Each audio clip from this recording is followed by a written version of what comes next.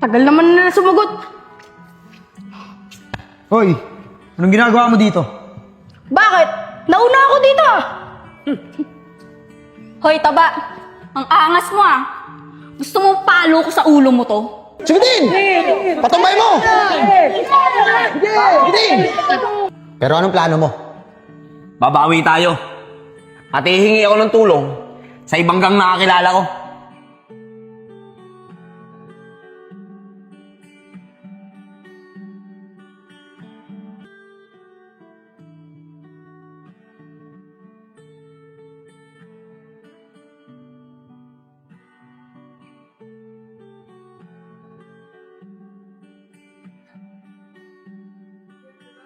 Ang ganda naman ng anak ko.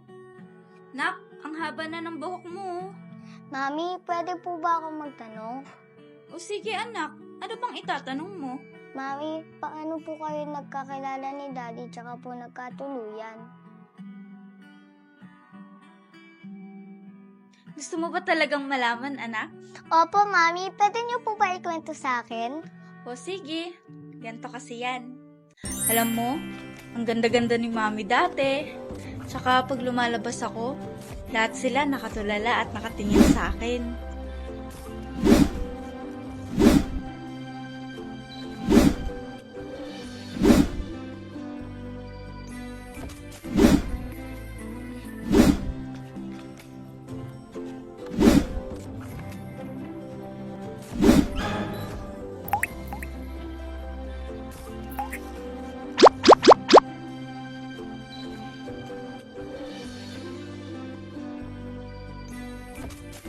At alam mo ba, anak?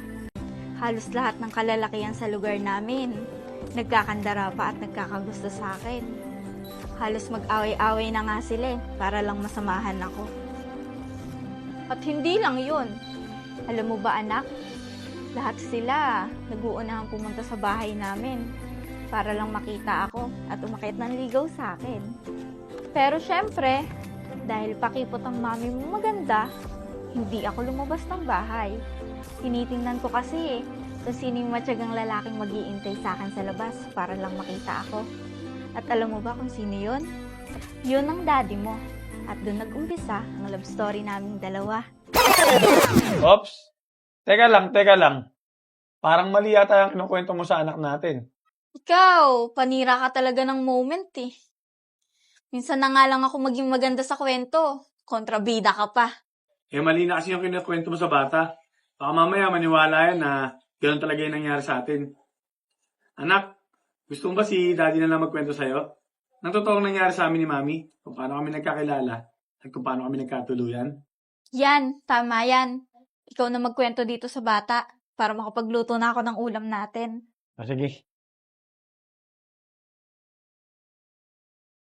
Anak, gusto mo ba si daddy na magkwento sa'yo ng istorya namin ni mami? Opo, Daddy. Gusto ko po sana yung totoo nangyari sa inyo ni Mami, ah. Sige anak, huwag kang mag-alala. Yung totoong nangyari sa amin ni mami, ang ikukwento ko sa'yo. Sige po, Daddy. Ikwento niyo na po. Excited na po ako. Sige anak. Ganito kasi yan. Ang mami mo, di siya pangkaraniwang babae. Tulad ng mga nakikita mo. Tsaka iba siya.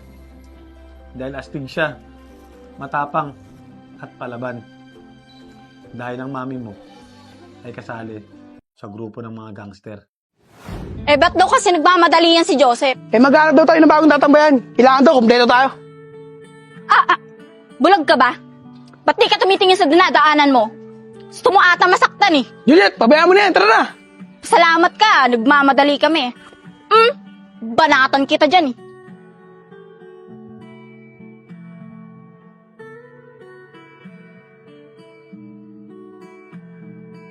Tagal naman ng dalawa. Ano? Aantayin pa ba natin? O sisibat na tayo? Sep, maghintay muna tayo ng konting oras. Pero kapag wala pa rin, sumibat na tayo. Oo nga, Sep. Tama si Kevin. Para kumpleto tayong aalis. O sige. Magantay pa tayo. Ano yan, Chong? Tayo lang ba inutusan ni Kuya Enad maghanap ng bagong tambayan? Oo, tayo lang. Sa tambayan sila lahat eh. Sige, ganito na lang. Para mabilis tayo makahanap ng bagong tambayan, maghiwalay na lang tayo. O sige, maganda yung naisip mo. Dito ako, dun ka. O sige, kilos na. Sige.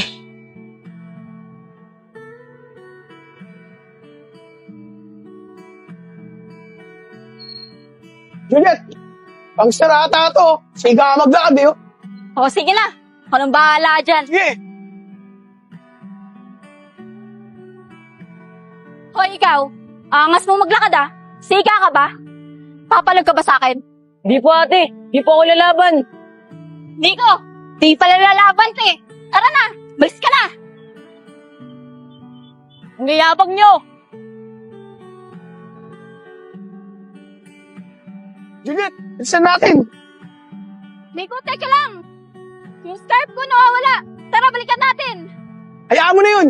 Tsaka hindi naman natin alam kung saan nalaglag yun eh. Tsaka nag-aantay na sila Joseph dun oh. Tara na. Tara na nga. Tara.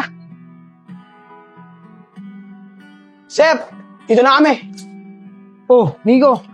Bakit ang tagal nyo? Kanina pa kami dito. Sep, pasensya na kayo ha. Dinaanan ko pa to si Juliet eh. Di pala niya alam na may lakad pala tayo ngayon. Oo nga, Sep. Pasensya na. Hindi nyo kasi ako sinabihan eh. Sige na, wala na yun. Sumibat na tayo para makahanap na tayo ng bagong tambayan. Mainit na kasi sa mga parak itong tambayan natin na to. Ano, tara na. Tara na. Tara.